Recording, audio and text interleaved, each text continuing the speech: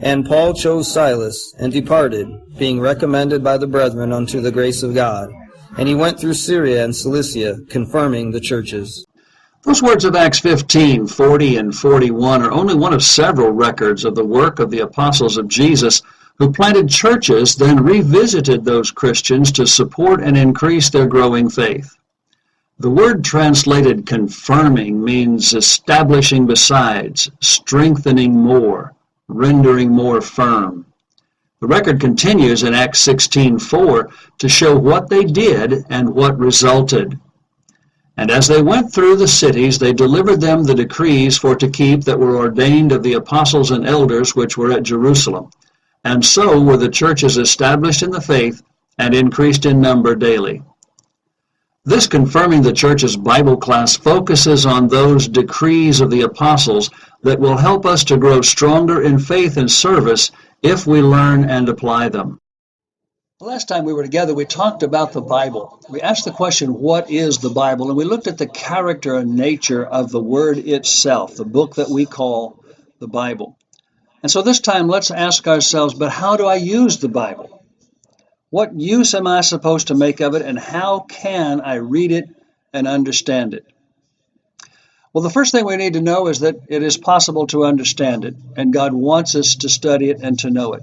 The Apostle Paul told Timothy the preacher in 2 Timothy, it's recorded in chapter 2 and verse 15, "Study to show yourself approved unto God, a worker who doesn't need to be ashamed, rightly handling the word of truth." Well, that's the question, isn't it?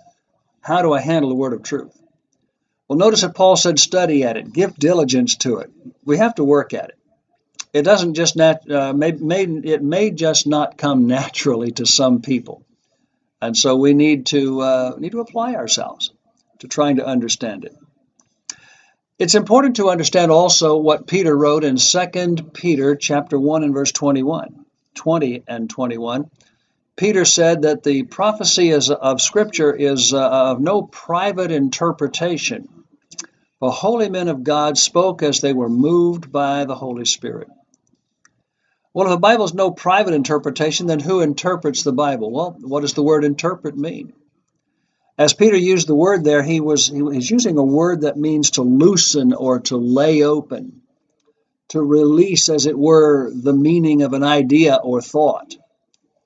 And what he's talking about is people who were releasing the ideas of God's thinking to us. And he says, nobody made this stuff up, but it was given to them by the Holy Spirit of God. As the Holy Spirit spoke and carried them along, they wrote. Well, that's what the Apostle Paul said in 1 Corinthians chapter 2, verses 11 to 13. The words that we're speaking, they're not words that are taught by man's education, but words that were taught to us by the Holy Spirit. Many, many times in the Old Testament and the New, we're told that we're just writing the words that God gave us to write.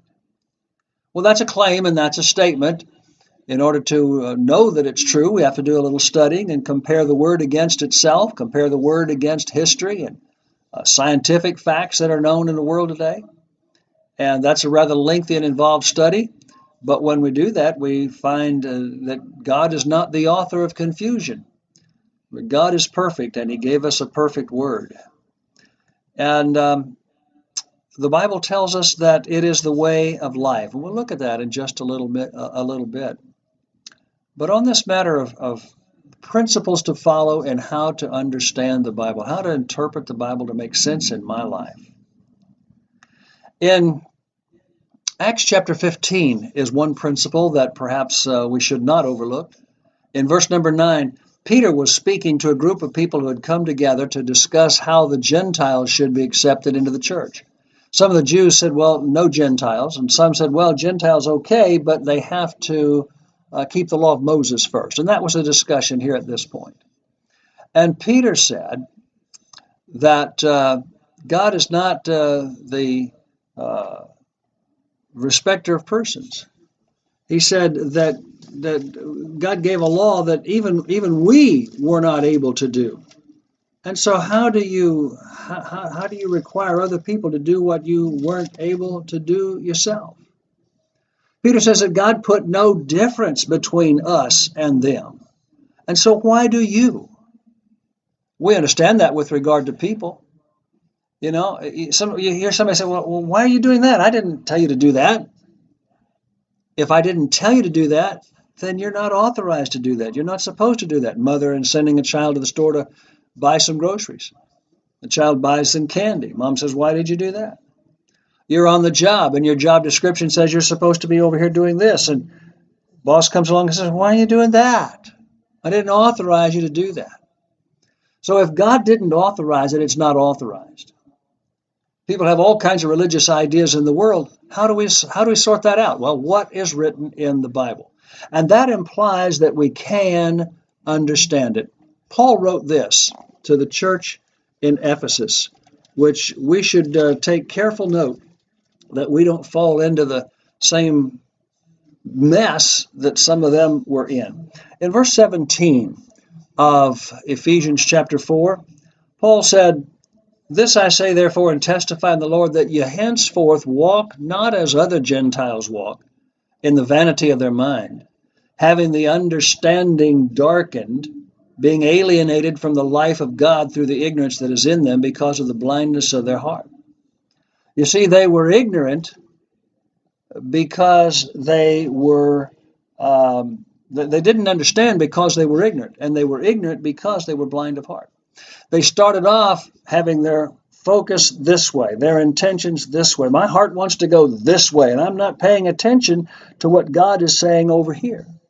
And so therefore I'm ignorant of the Word of God. And being ignorant of the Word of God, my understanding is darkened. I just don't get it. How many times have you heard somebody say, I don't understand the Bible? And you say, well, have you read all of it? And you say, well, no, but I don't understand this part. You know, I like reading mysteries sometimes. And you start off reading a book and you say, wow, who is this character? And why are we talking about this person? And why are the other characters speaking of this person that way? You're going to have to read some more to find out what that person did, what that character did. You're going to have to get all the facts before you can understand the principles or the basics of what you're talking about. So don't be ignorant of the Bible. Read what the Bible says. And when you do, you find great profit. Paul wrote to the preacher Timothy, and he said the Word of God is profitable. It's profitable for doctrine, that is teaching, so that we know what to teach, we know what to listen and learn. It's profitable for reproof. That is, the Bible shows me where I'm wrong, where I'm in error and need to change. It's profitable for correction. That is, it shows me how to make the corrections that are necessary. And then the Bible is profitable for instruction in life so that I know how to go on being in the right with God, being instructed in the pathway of my life. And that's what the Bible is. Proverbs chapter 6 and verse 23 says, the commandment is a lamp, and the law is a light, and reproofs of instruction are the way of life. And so if I begin by understanding that the Bible is from God, that it is all authoritative in my life, that it is profitable for what I need in my life, we have everything that pertains to life and godliness, Peter wrote, in the knowledge of him who has called us to glory and virtue. So if I want to know how to live in this world, I must not be ignorant of the Bible, because it is the Bible that has that profit for me. And I am instructed in the right ways of life. The Bible came from God. That is, the words that we have that we call the Bible, these 66 books, came from God. Galatians chapter 1, verses 11 and 12, Paul says, the gospel that I'm preaching, I didn't get this from men. I didn't make it up myself. It didn't come from the mind of men. It came from the mind of God. In 1 Corinthians 2, 11 to 13, Paul said, the words that I'm speaking, nobody can understand the mind of another unless the other person tells him what's in his mind. Well, God has told us what's in his mind, and we're writing that down. That is, those who were writing the books that we now have that we call the Bible. Jesus said, thy word is truth. Sanctify them in thy word. What does that mean? Purify, cleanse, make holy. We are made clean in the eyes of God, holy in the eyes of God, as we read and apply the Word of God. In Romans chapter 1 and verse number 16, Paul said, I'm not ashamed of the gospel of Christ, for it's the power of God to salvation to everyone who believes, to the Jew first and also to the Gentile. Everybody, everywhere, is saved by reading, understanding, and obeying the Word of God. Jesus sent his apostles out, as we read in Matthew chapter 28, verses 18 and 20, what's often called the Great Commission. He said, go and make disciples of all nations, baptizing them in the name of the Father and the Son and the Holy Ghost, teaching them to observe all things whatsoever I have commanded you. And lo, I'm with you always, even to the end of the world. Jesus was saying, go teach people. And then those who believe and are baptized, you teach them to continue to obey everything that I've taught you. And so, again, don't be ignorant of the Word of God. Learn what Jesus taught. Read the Bible. Understand that way of life. In Mark chapter 16, verses 15 and 16, obeying that gospel is the only way to success as a person. It's a purpose of our life. Mark 16, 15 and 16, Jesus told the apostles, go into all the world and preach the gospel to every creature. He who believes and is baptized shall be saved. And so if we want to be saved by God, return to Him at the end of this life, we need to obey the Bible. We need to hear it, believe it, and obey it. The gospel of Jesus Christ is not only true, but it's everlasting, Romans 14 and verse number 6. And in the book of Romans, in chapter number 20, we read that the Bible is the binding standard for all people. Whether you believe the Bible or not, you're going to be confronted with it when this life ends. When the judgment day comes, here's what God says. John was given a revelation of the future. I saw the dead, small and great, stand before God, and the books were opened. And another book was opened, which is the book of life. And the dead were judged out of those things which were written in the books, according to their works. Your Bible, your life is going to be compared with this book at the end of life. That's how we handle the Bible. We recognize it as being the Word of God. We believe it. We obey it. Well, perhaps in there somewhere I should have said, read it and study it. Because as we read it and study it, then we believe. For faith comes by hearing, and hearing by the Word of God. Don't ever stop reading and studying the Word of God. John continued in that 20th chapter in the last verse, verse 15.